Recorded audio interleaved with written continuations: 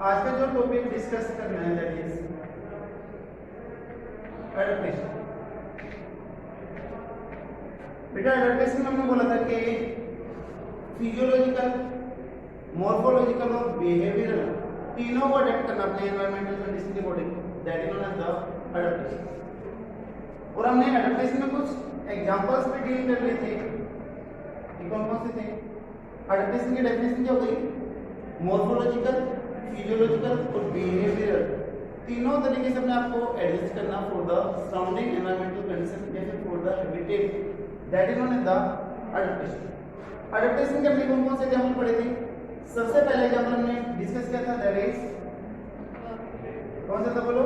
Kangaroo red and camel. Kangaroo red and camel जो water shortage के लिए अपने आप को एडजस्ट करते हैं। कई दिनों तक ये बिना पानी के भी रह सकते हैं। बिना पानी के ये कैसे रहेंगे भाई लंबे टाइम तक? Beta they show the perform beta oxidation process. Beta oxidation process होगा, मतलब बीटा ऑक्सीडेशन प्रोसेस होगा तो इंटरमीडिएट में क्या निकला था? वाटर निकला था, और उसी वाटर को ये क्या करते हैं? कंज्यूम करते हैं। ठीक है, तो जिसकी वजह से ये लंबे टाइम तक बिना पानी के भी रह सकते हैं। दूसरा एग्जांपल है बेटा हमारा CAM plant, that is crassulacean acid metabolism. वो प्लांट जो क्रेसोल्यूसी फैमिली से रिलेट करते हैं, जो जीरोफाइट है, उनमें हमने एडेप्टेशन देखी कि दे हैव द संकन स्टोमेटा। बेटा स्टोमेटा कैसे होंगे? संकन, छोटे साइज होंगे। इसके अलावा जो स्टोमेटा होंगे they are the scoto active, scoto active stomata. Scoto active का मीन वो स्टोमेटा जो डार्क में, जो सैडी कंडीशन में एक्टिव हो, दिन में क्या होंगे? इनएक्टिव, और रात के टाइम पे रहेंगे एक्टिव, जनरल ने कहा फोटो एक्टिव स्टोमेटा। तो इनके केस में जो गैसीय एक्सचेंज होगी वो कब होगी? Night time. स्टोमेटा कब ओपन होंगे?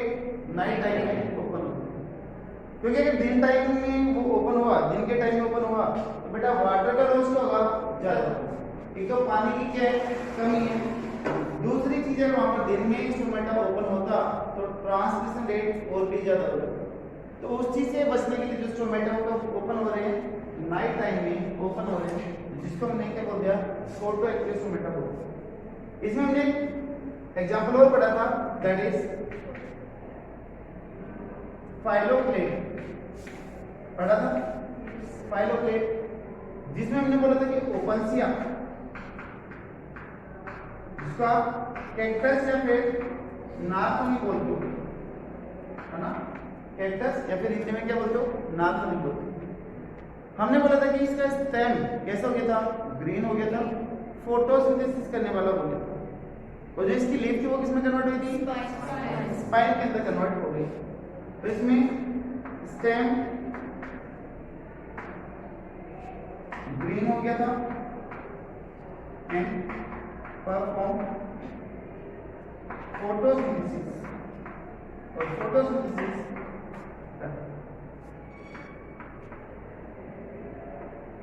बेटा लीव्स किस में कन्वर्ट हो गई थी? स्पाइन में। स्पाइन में क्यों कन्वर्ट हो गई थी? सरफेस एरिया को कम करने के लिए।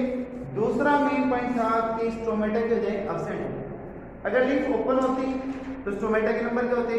ज्यादा होते, तो ट्रांसमिशन का रेट क्या होता?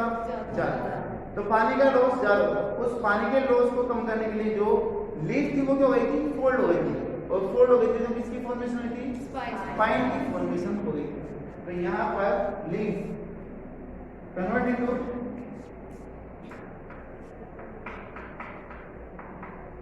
स्पाइन, स्पाइन के अंदर वो convert.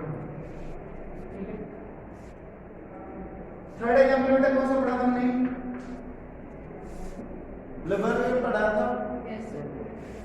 Next mean the fat layer. एक हमने फैट क्लियर पढ़ी थी जो काफी ज्यादा थिक होती है, that is known as the blubber. जो ब्लबबर है वो किसका काम करती है? इंसुलेटर का काम करती है, हीट इंसुलेटर। हीट का लॉस होने से क्या करेगी? रोकेगी। तो behave as heat insulator. Heat का लॉस होने से क्या करती है? रोकती है। ठीक है बेटा, नेक्स्ट एग्जांपल हमने पढ़ा था एल्टीट्यूड सिकनेस, कि जैसे जैसे हम ऊंचाई पे जाते हैं तो वैसे वैसे ऑक्सीजन का पार्शियल प्रेशर क्या होता जाता है? कम होता जाता है। तो हमारी बॉडी में कुछ चेंजेस आने स्टार्ट हो जाते हैं, जैसे कि हमें हेडेक होता है, वोमिटिंग होगा, नोजिया होगा, एपेटाइट का लॉस होगा। तो ये सारी प्रॉब्लम ऊंचाई पे जाने पे that is known as the altitude sickness. तो उस एल्टीट्यूड सिकनेस से बचने के लिए हमारी बॉडी क्या एडेप्टेशन शो करती है? Increase the formation of RBC. RBC की फॉर्मेशन की जाएगी बेटा ज्यादा होगी। अब ज्यादा कैसे? मैंने कल आपको पूरा मैगजीन बताया था कि हमारी किडनी ऑक्सीजन के लेवल को क्या करती है? नोटिस करती है। तो जैसे ही उसके रिसेप्टर को कम ऑक्सीजन मिलेगी तो किडनी का हार्मोन रिलीज करती है, कौन सा? Erythropoietin hormone release. Erythropoietin hormone blood से कहां पर जाएगा? बोन मैरो में जाएगा। बोन मैरो में जाके किसकी प्रोडक्शन बढ़ाएगा? आरबीसी की प्रोडक्शन बढ़ाते हैं। और जो आरबीसी की प्रोडक्शन बढ़ेगी उसमें किसकी अमाउंट ज्यादा होगी? हीमोग्लोबिन। और हीमोग्लोबिन का कलर कैसा होगा? मैंने ये बोला था कि सिंगल मॉलिक्यूल है the yellowish colour, but group of haemoglobin है द रेडिश। तो ग्रुप ऑफ जो हीमोग्लोबिन है वो रेड कलर का होगा, जिसकी वजह से जो हिली एरिया के पर्सन रहते हैं, जो हिली एरिया पे सर्वाइव करते हैं, उनके चिक्स कैसे होंगे? रेडिश होंगे due to high amount of the haemoglobin. तो बेटा नेक्स्ट एग्जांपल आ गया हमारा, दैट इज एल्टीट्यूड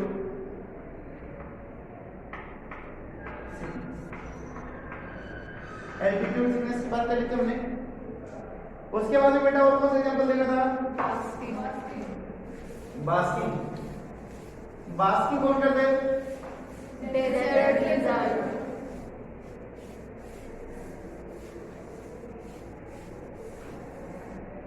अडप्टेशन में जो नेक्स्ट एग्जांपल था fifth, that is basking. Basking का मतलब धूप सेकना, है ना? आप कई बार सर्दियों में धूप में ही लेटते हो तो वो भी क्या हो गया? बास्किंग।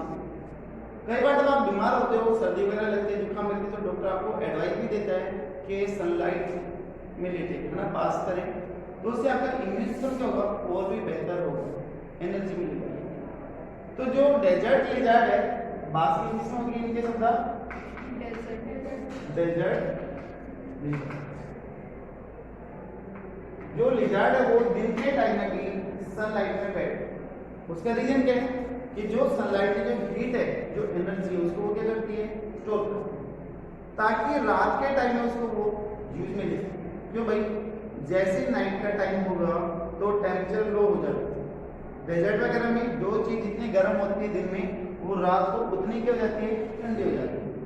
ठीक है, तो जैसे ही रात को टेम्परेचर लो हो जाएगा तो जो डेजर्ट लिज़ार्ड है वो क्या करेगी? उसको अपना यूज करेगी, उस हीट को बॉडी टेम्परेचर मेंटेन करने में क्या करेगी?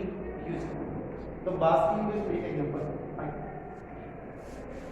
एक हमने एग्जांपल और पढ़ा था, that is anti freezing solute. पढ़ा था? Yes sir. नेक्स्ट में था anti freezing solute.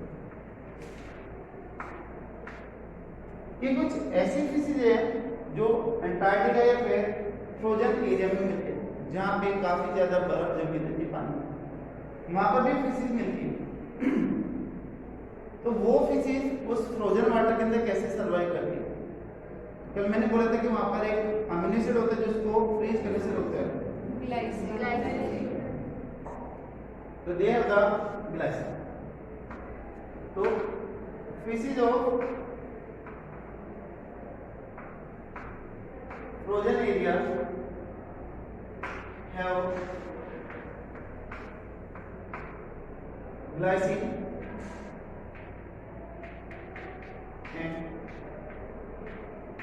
Other solute, जो कैसे नहीं सकते हैं, एंटी फ्रीजिंग नहीं, जिनको ब्लड को लोड होने से, जमने से क्या करती है, रोकते हैं ना, लो टेम्परेचर में फ्रीज होने से क्या करेगी, रोकती।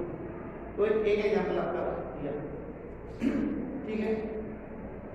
और अडेप्टेशन से रिलेटेड मैंने आपको कुछ रूल्स करवाए थे, उन रूल्स में फेमस थे आपके एलेंस रूल, सेकंड वन था बर्गमैन रूल, थर्ड वन था Reigns rule, and the last one था जॉर्डन। बेटा ये 4 रूल थे जो कॉम्पिटिशन एग्जाम के लिए काफी मेन बनते हैं। मैंने कल आपको क्या करवाया था, एलन रूल में बोला गया था कि वो मैमल्स या वो एनिमल जो कोल्डर क्लाइमेट में, जो ठंडे इलाके में रहते हैं, they have the small size eyes, ear, nose, snout या एक्सट्रीम्स, जो उनके लिम्स वगैरह होंगे या जो उनके आईज या नोज है वो कैसे होंगे, छोटे साइज की होगी, ताकि वहां से हीट का लॉस क्या हो, बॉडी हीट का लॉस क्या हो, कम से कम होगी और शरीर कैसे रहे, गर्म रहे। तो उसको हमने क्या बोल दिया था, एलन रूल बोल दिया। स्मॉल आई, ईयर, नोज होंगे किसमें, कोल्डर एरिया एनिमल, ठीक है, ये हम कल देखेंगे। दूसरा था बर्गमैन रूल, इसमें बोला गया था कि those animals which या फिर those mammals which live in the colder climate या फिर जो पोलर रीजन में रहते हैं, they have the large size body as compared to the warm। जो ठंडे इलाके में जो एनिमल रहते हैं उनका बॉडी साइज बड़ा होगा as compared to the normal condition, ठीक है, तो उनका साइज बड़ा होगा।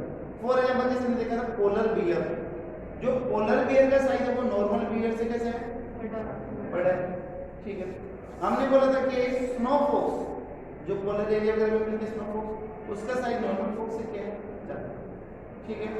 तो यहाँ पर बोला गया था कि colder area animals of the large body,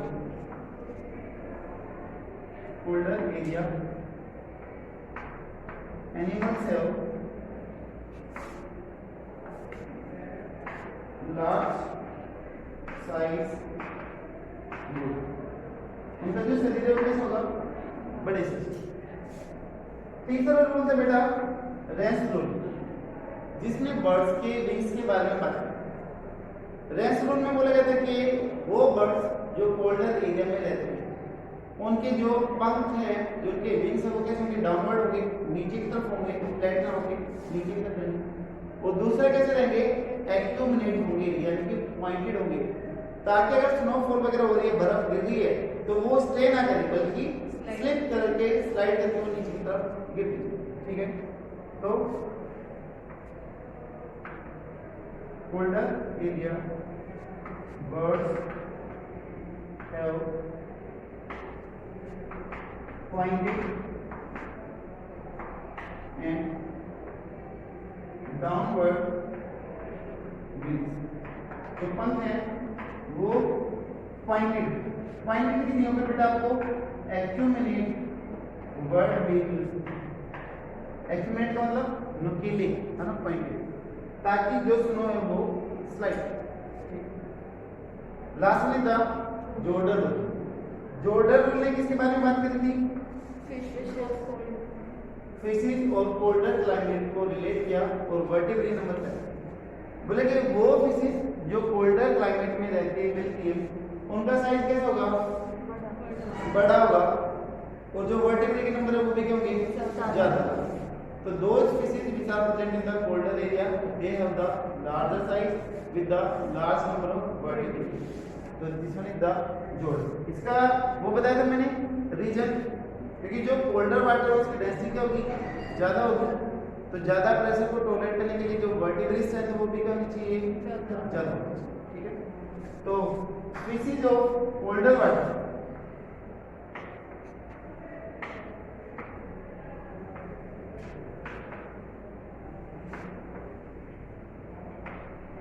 have large body with high number of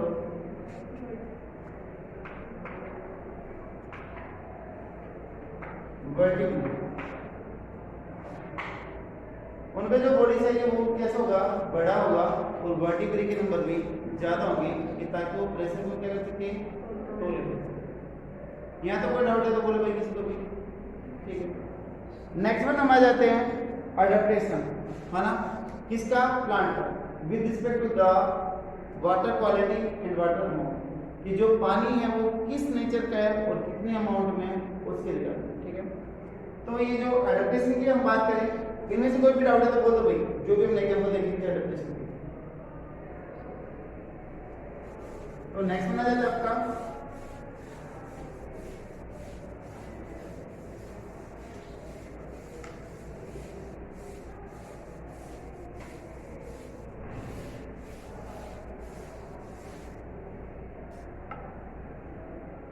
adaptation in plants for water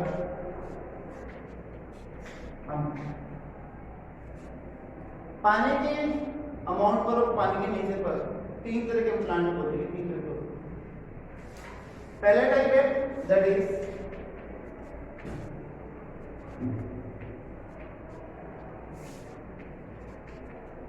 hydrophyte.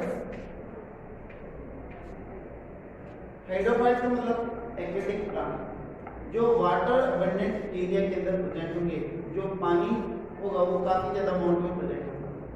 तो hydrophytes are the aquatic plants. कहां पर मिलेंगे, present in water rich condition, जहां पे पानी ज्यादा होगा वहां पर ही। दूसरा नाम क्या था, जीरोफाइट।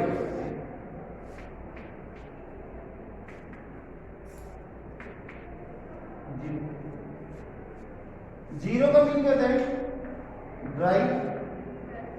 इनको हम क्या बोलते हैं, ड्राई एरिया प्लांट्स। वो प्लांट्स जो ड्राई एरिया में ग्रो करे, देयर में द जीरो, ठीक है। तो these are the dry area.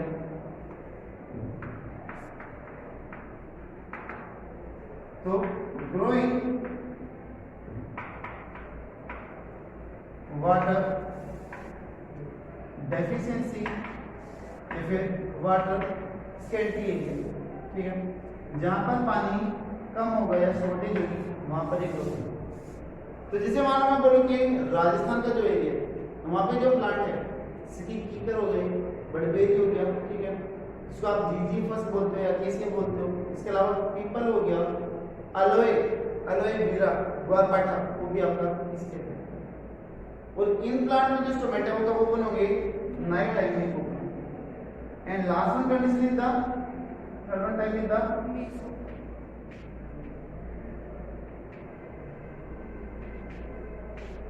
Hello bird. Hello bird use होता है किसके लिए, साल्टी कंडीशन के लिए यूज, कि वहां पर साल्ट की अमाउंट कितनी है, वाटर साल्टी है या नॉर्मल है, तो उसके ऊपर बात करते हैं। अगर कोई भी प्लांट जो साल्टी कंडीशन में ग्रो करने लग रहा है, जानना था हेलो। तो plant growing in salt rich region, जहां पे साल्ट के अमाउंट है ना, मिनरल्स के अमाउंट क्या है, ज्यादा है, वहां पर एक ग्रो करेगा, उनका हेलोफाइट। आपने नाम सुना होगा मैंग्रोव प्लांट्स का, जो कोस्टल एरिया में ग्रो करते। तो फॉर एग्जांपल हम लिख लेते हैं मैंग्रोव,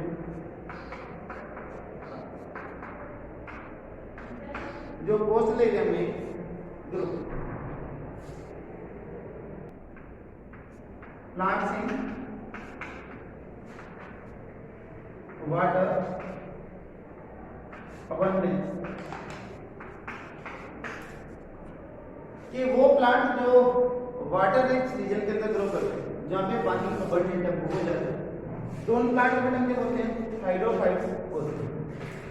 तो जो एक्वेटिक प्लांट है वो किस टाइप की मॉर्फोलॉजिकल और किस टाइप की एनाटॉमिकल एडेप्टेशन शो करेगी, वो हमें देखिए। तो सबसे पहले हम बात कर लेते हैं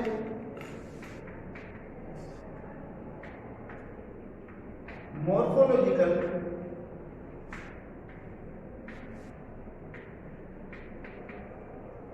एडेप्टेशन। मॉर्फोलॉजी का मतलब बनावट, जो भी अपीयरेंस, जो भी चीजें हमें बाहर से दिखाई देती है उसको क्या बोलते हैं? मॉर्फोलॉजी बोलते हैं। तो हमें बाहर से किसी भी प्लांट में क्या चीज दिखाई देगा? उसका रूट, दूसरा स्टेम, और तीसरी चीज बेटा उसकी, जो भी चीज हमें बाहर से अपीयर हो दैट इज द मॉर्फोलॉजी। तो जो इंटरनल अरेंजमेंट है, जो टिश्यू का अरेंजमेंट है that is known the anatomy. हमें दोनों तरह के एडेप्टेशन देखनी है, मॉर्फोलॉजिकल भी और एनाटॉमिकल। तो सबसे पहले बात करें मॉर्फोलॉजिकल एडेप्टेशन। कि जो प्लांट होंगे एक्वेटिक, उनकी रूट में क्या क्या जनरल फीचर मिलेगा वो हमें डिस्कस करें। तो सबसे पहले हम रूट की बात करें। उनकी रूट वेल डेवलप होगी या फिर पुअरली डेवलप होगी? भाई रूट वेल डेवलप तो वहां पे होगी जहां पे वाटर को एब्जॉर्ब करना हो, जहां पे पानी की कमी हो, तो वहां पे वाटर को एब्जॉर्ब करने के लिए रूट कैसे जाती है? वेल डेवलप होता है। बट यहाँ पर तो वाटर अबंडेंट है, बहुत ज्यादा पानी है, वो पानी के अंदर ग्रो करने लग रहा है, तो वहां पर रूट क्या होगी? या तो पुअरली डेवलप होगी या फिर एब्सेंट भी हो सकती है। तो root is poorly developed or may be totally absent, totally absent भी हो, ठीक है, क्योंकि वहां पर पानी बहुत है। दूसरा, रूट की टिप पार्ट पर एक कैप लाइक स्ट्रक्चर मिलती है that is known as the root cap, जो उस रूट को पेनिट्रेट करने में, एंटर करने में हेल्प करती है। म्यूसिलेज कैसे करती है? जिससे सॉइल कैसे होती है? सॉफ्ट होती है, और वो मेसमेटिक टिश्यू को भी प्रोटेक्ट करने में हेल्प करती है। बट क्या यहाँ पर रूट को पेनिट्रेट करवाने में कोई नीड होगी? भाई पानी नहीं है, वो तो इजीली क्या हो रही है? पेनिट्रेट हो रही है। तो यहाँ पर रूट कैप की कोई भी नीड नहीं, तो मतलब यहाँ पर रूट कैप क्या है? ऑप्शन। तो क्या रूट कैप की यहाँ पर कोई चीज मिलेगी? मिलेगी। They have the cap like structure which is known as the root pocket. एक ट्रायंगुलर स्ट्रक्चर होती है,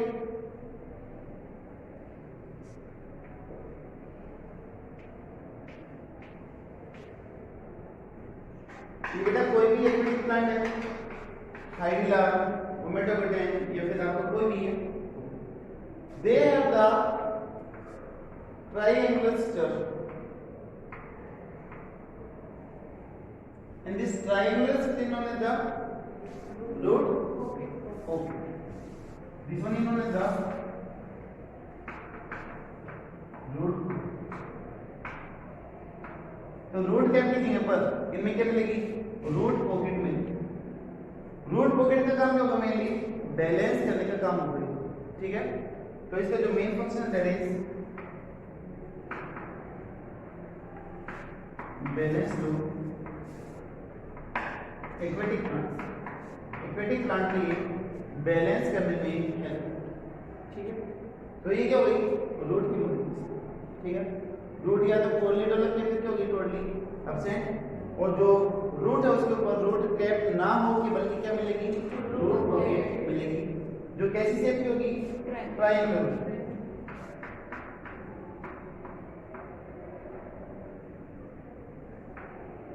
shape is the triangular shape, जिसको बैलेंस और फ्लोट करने में हेल्प। लेकिन मेन काम क्या है इसका? बैलेंस। क्लियर है? तो ये हो गया बेटा इसका रूट का मॉडल। इसी तरीके से देखना हमें क्या स्टेम का, इस स्टेम का मॉडिफिकेशन क्या होगा। Next one is the stem. Root की बात हो गई है, नेक्स्ट में बात करनी किसकी, स्टेम। जो स्टेम होगा बेटा वो कैसा होगा, लॉन्ग होगा, यानी कि साइज में बड़ा होगा, इलोंगेटेड। कैसा होगा, सिलेंड्रिकल होगा।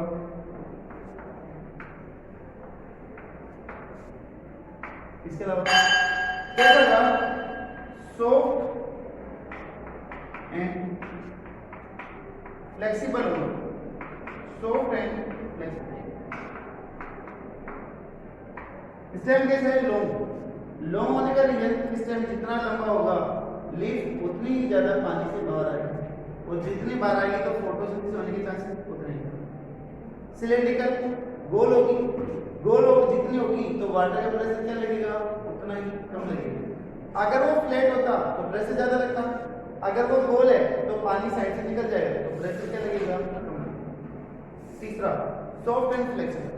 जैसे ही प्रेशर लगा बैंड हो गई, फिर से अपनी नॉर्मल पोजीशन। अगर ये हार्ड होता तो वाटर प्रेशर कितना हो जाता, वो टूट जाता। ठीक है, तो जो स्टेम है that is the long, cylindrical and the soft. Clear होगा। इसके बाद में बेटा लास्ट वन हमें बात करनी है, राइट करते रहो। Last one is the leaves. अब हमें लीव की मॉडिफिकेशन की बात करें कि जो एक्वेटिक प्लांट है उनकी लीव में कौन कौन सी मॉडिफिकेशन या फिर कौन कौन से चेंजेस आएंगे। ठीक है, तो next one is the leaves.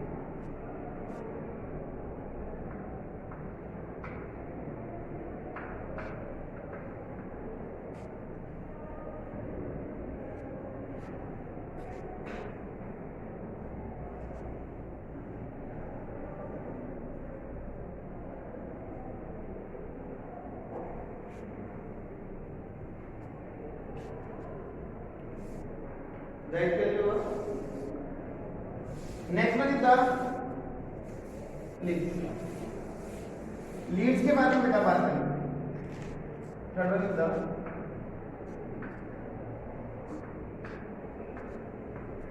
Aquatic plant की जो लीफ होगी generally they are the large, flat and क्यूटिनाइज्ड।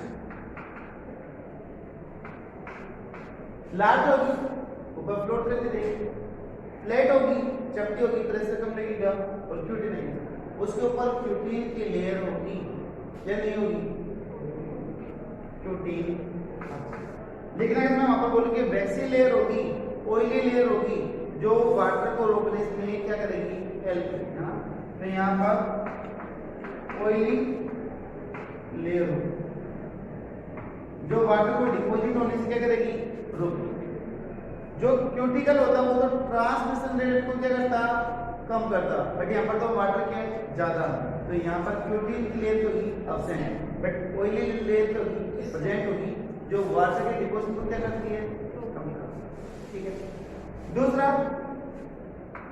अगर मान लो जो लीफ है वो पानी के नीचे है ना, अगर लीफ पानी के नीचे है तो वहां पर लीफ का नेचर हो जाएगा, चेंज हो जाएगा। वो कैसे हो जाएगा, आपकी रिबन से या फिर बाइफरकेट हो जाएगी, बीच में से कट हो जाएगी, है ना। तो लीव्स आर रिबन से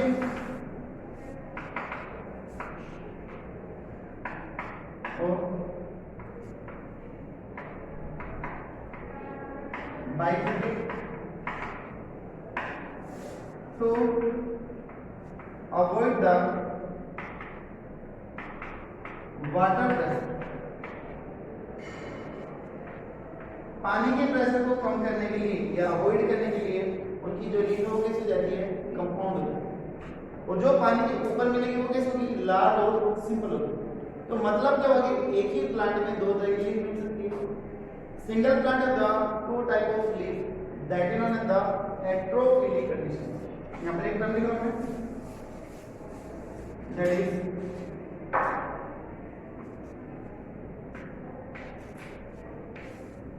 हेटेरोफाइली या फिर philic condition. When a single plant have two type of leaves, that is known as the heterophyly. Hetero का mean different, phylo takes the element of leaves, तो phylo वर्ड किसके लिए आ गया? leaves के लिए। मैं बोलता हूँ कि ये कोई प्लांट है, ध्यान दें, ये कोई प्लांट है, इसमें लीफ है, जो लीफ ऊपर की तरफ है वैसी सिंपल है, बट जो लीफ बेटा पानी के नीचे है वो कैसे हुई आपकी? ऐसी कंपाउंड लीफ हुई। कैसी हो सकती है? ये सिंपली मैं आपको समझाने के लिए बता रहा हूँ कि ऐसी लीफ होगी, जो लीफ पानी के नीचे, दीज आर द कंपाउंड, और पानी के ऊपर है तो कैसी है? सिंपल। तो these are the simple leaf above the water and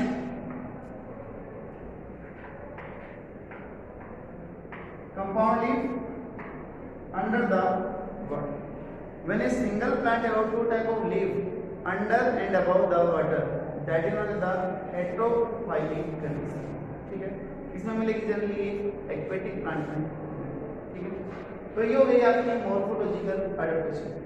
अगर एनाटॉमिकल एडेप्टेशन की बात करेंगे तो हर एक टिश्यू के बारे में बात करेंगे कि कौन कौन से टिश्यू डेवलप